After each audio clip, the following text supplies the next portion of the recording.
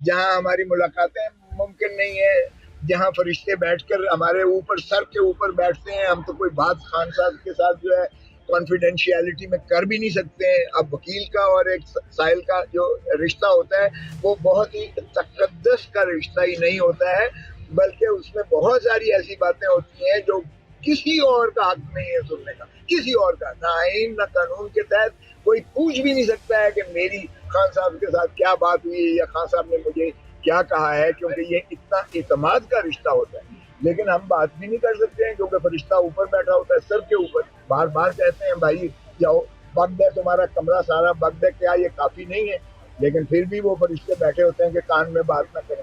تو ایسے میں کیا انصاف مل سکتا ہے؟ تو اوپن ٹرائل ہی میں جب عدالت میں آتے ہیں تو ہم جج صاحب کی مرضی کے ساتھ ان سے اجازت لے کر ہم اپنے سائل کے ساتھ بات کرتے ہیں، ان کو اعتماد میں لیتے ہیں، وہ ہمیں اپنے جو ہے معاملات معروضات بتاتے ہیں، تو ہم اس سے ہی جو ہے بہتر انصاف کی راہوں کی طرف ہم کیس کو آگے چلا سکتے ہیں۔ آج یہاں عمران خان صاحب کے جو فارمر پرائم منسٹر کے آج مقدمات کی یہاں دو تین کیسز میں سماعت کی۔ ایک تو آپ نے پہلے دیکھ ہی لیا کہ سائفر کے کیس میں جو ہے جیل ٹرائل کو ایک ڈویژن بینچ نے اسلام آباد ہائی کورٹ کی دو رکنی بینچ نے اس کارروائی کو جو ہے معطل کر دیا ہے، روک دیا ہے کہ جیل ٹرائل سے آگے کر دیا ہے۔ دوسری آج پٹیشن جو آج دو لگی ہوئی تھی چیف جسٹس اور جسٹس جہانگیری صاحب کی ڈویژن بینچ میں، وہ ایک تھی جو القادر ٹرسٹ کے متعلق تھی اور دوسری توشہ خانہ کے متعلق تھی، جس پر خان صاحب قبل از گرفتاری ضمانت پر تھے، اور جب انہیں گرفتار کیا گیا اس سزا کی پاداش میں تو وہ عدم پیروی میں ان کی خارج کر دی گئی تھی، اور ہم نے یہ نالش کر رکھی تھی کہ اس حکم کو جو جس سے وہ خارج کر دی گئی ہیں قبل از گرفتاری کی ضمانتیں، وہ کالعدم قرار دیا جائے، کیونکہ خان صاحب عمدن جو ہے غیر حاضر نہیں ہوئے تھے، بلکہ بوجہ اٹک جیل ہونا کے وہ ان کے لیے ممکن ہی نہ تھا کہ وہ عدالت میں حاضر آتے، اور اگر عدالت کو حاضری مقصود تھی تو عدالت ہی انہیں طلب کر سکتی تھی، اور وہ چونکہ سرکاری تحویل میں تھے وہ ہمارے لیے ممکن نہ تھا ان کو پیش کرنا۔ تو آج وہ تین تاریخیں لیتے رہے نیب کے پروسیکیوٹر، ایک غلط قانون جو 2001 میں وقتی طور پہ لیے نافذ ہوا تھا اور 8 ماہ سے چلا تھا، 2002 میں ختم ہو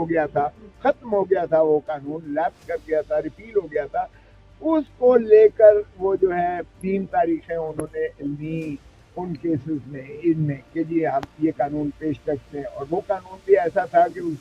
میں ایک 20 دن کی میعاد دی گئی تھی، 10 دن کی میعاد دی گئی تھی، اور وہ کہہ رہے تھے کہ یہ زید المیعاد دائر کی گئی ہے، اگرچہ وہ کوئی ایسا اعتراض نہیں تھا، لیکن چونکہ پروسیکیوٹر ایپ استعمال کر رہا تھا لہذا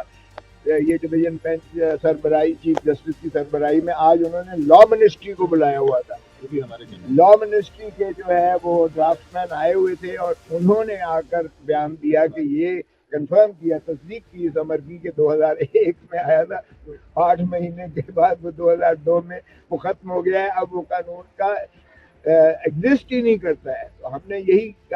پڑھ کے سنایا کہ یہ جو ہے سپریم کورٹ میں جب اسی 9 مئی کو خان صاحب کو عدالت عالیہ کے بایو میٹرک کے کمرے سے جب انہیں 80 سے 90 رینجرز نے یلغار مار کر غیر قانونی غیر آئینی طور پر انہیں گرفتار کیا تھا، اور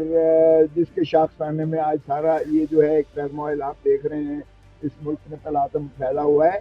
اس میں سپریم کورٹ نے جب ٹیک اپ کیا تھا تو عدالت عالیہ کے اس فیصلے کو جس میں انہوں نے ان کی گرفتاری کو کہا تھا کہ جائز ہے، وہ اس کو کالعدم قرار دیا تھا سپریم کورٹ کی 3 رکنی بینچ میں اور ساتھ ہی انہوں نے ان کو اس میں جب یہ اعتراض کیا گیا کہ جناب اس کی نہ صرف گرفتاری ڈال دی گئی ہے بلکہ ریمانڈ بھی 8 دن کا دے دیا گیا ہے، اکاؤنٹیبلٹی کورٹ نے دے دیا گیا ہے، تو بھی سپریم کورٹ نے کہا کہ یہ کلاک ریورس کی جائے گی، اور اس لیے انہیں وہ ریلیز کر دیا گیا، اور وہ جو گرفتاری تھی اور ریمانڈ تھا اس کو کالعدم قرار دے دیا گیا اسے۔ تو یہ وہی کیس تھا پھر القادر ٹرسٹ کا، جس میں آج پھر دوبارہ سپریم کورٹ کی مخلصی کے باوجود، ہائی کورٹ کی جو ہے باوجود جو ہے پھر نیب نے جو ہے گرفتاری ڈال دی ہے، آج گرفتاری ڈالی ہے تاکہ یہ ان کو مانے کیا جائے کہ یہ فیصلہ کرنے سے گریزاں ہو جائیں، کیونکہ قبل از گرفتاری بقول نیب کے یا پروسیکیوٹر کے وہ انفراکچوس ہو جاتی ہے جب وہ گرفتار ہو جائے۔ تو ہم نے کہا کہ جی یہ تو عدالت کے ساتھ بھی صریحاً دھوکہ دینے کے مترادف ہے، یہ عدالت کی اس سے زیادہ تلحیق اور توہین نہیں ہو سکتی ہے کہ عدالت میں جھوٹے بیان دے کر 3 تاریخیں 1 مہینے میں انہوں نے لی اور آج جا کے گرفتاری ڈال دی تاکہ عدالت عالیہ کو مانے کیا جائے اس کی جو ہے فیصلہ کرنے سے اور اس کو سننے سے روکا جا سکے۔ ہائی کورٹ نے چھوڑا، پھر بھی گرفتار کر لیا۔ ساری جو ہے ان کی ظاہر ہے اس کی تو سپریم کورٹ میں پینڈنگ ہے، وہ تو سپریم کورٹ سے ہمیں توقع ہے کہ انشاءاللہ ان کو ضمانت مل جائے گی، مخلصی مل جائے گی۔ لیکن آج میں نے جو ہے ان کی کواشمنٹ بھی کر دی ہے اس کیس میں، سپریم کورٹ میں کر دی ہے، جو یہاں سے ہائی کورٹ سے تو یہ فیصلہ نہ ہو سکا، ہمارے خلاف ہوا تھا کہ یہ پہلے 249A میں یہ ٹرائل کورٹ میں جائیں۔ اور بھائی کون سی ٹرائل کورٹ؟ ہم تو حیران ہیں کہ اس ٹرائل کورٹ جہاں ہماری سنوائی تک نہیں ہوتی ہے، جہاں ہماری ملاقاتیں ممکن نہیں ہے، جہاں فرشتے بیٹھ کر ہمارے اوپر سر کے اوپر بیٹھتے ہیں، ہم تو کوئی بات خان صاحب کے ساتھ جو ہے کانفیڈینشیلٹی میں کر بھی نہیں سکتے ہیں۔ اب وکیل کا اور ایک سائل کا جو رشتہ ہوتا ہے وہ بہت ہی تقدس کا رشتہ ہی نہیں ہوتا ہے، بلکہ اس میں بہت ساری ایسی باتیں ہوتی ہیں جو کسی اور کا حق نہیں ہے سننے کا، کسی اور کا، نہ آئین نہ قانون کے تحت کوئی پوچھ بھی نہیں سکتا ہے کہ میری خان صاحب کے ساتھ کیا بات ہوئی ہے یا خان صاحب نے مجھے کیا کہا ہے، کیونکہ یہ اتنا اعتماد کا رشتہ ہوتا ہے۔ لیکن ہم بات بھی نہیں کر سکتے ہیں کیونکہ فرشتہ اوپر بیٹھا ہوتا ہے، سر کے اوپر، بار بار کہتے ہیں بھائی جاؤ بگد ہے تمہارا کمرہ سارا بگد ہے، کیا یہ کافی نہیں ہے؟ لیکن پھر بھی وہ فرشتے بیٹھے ہوتے ہیں کہ کان میں بات نہ کریں۔ تو ایسے میں کیا انصاف مل سکتا ہے؟ تو اوپن ٹرائل ہی میں جب عدالت میں آتے ہیں تو ہم جج صاحب کی مرضی کے ساتھ ان سے اجازت لے کر ہم اپنے سائل کے ساتھ بات کرتے ہیں،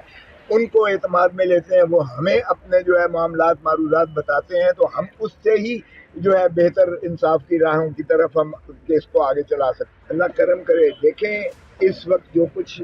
مسلم امہ کے ساتھ ہو رہا ہے، آپ ذرا غزہ میں دیکھ لیں، الامان، قسم خدا کی رونا آتا ہے اور خون کے آنسو رونے کو دل کرتا ہے۔ جو کچھ وہاں 16 لاکھ بے گناہ لوگوں کو جو ہے یا مار دیا گیا ہے ساؤتھ غزہ میں، نہ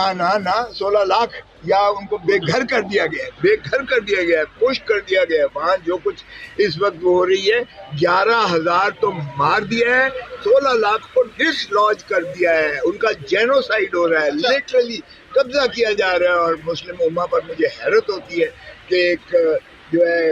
ایک پیج پر آ کر وہی جو ہے تدارک نہیں کر پاتے ہیں۔ 56 ممالک ہیں اور پاکستان کی حکومت کی بڑی معذرت انداز خان جو ہے ان نے موقف لیا ہوا ہے، لیکن ظاہر ہے کہ چیئر ٹیکر جو ہیں وہ چیئر ٹیکرز ہیں، وہ اپنی کرسی کی جنگ میں لگے ہوئے ہیں، ان کو کیا پرواہ ہے؟ پاکستان کے عوام کی پرواہ نہیں ہے تو انہیں مسلم امہ کی کیا پرواہ ہو؟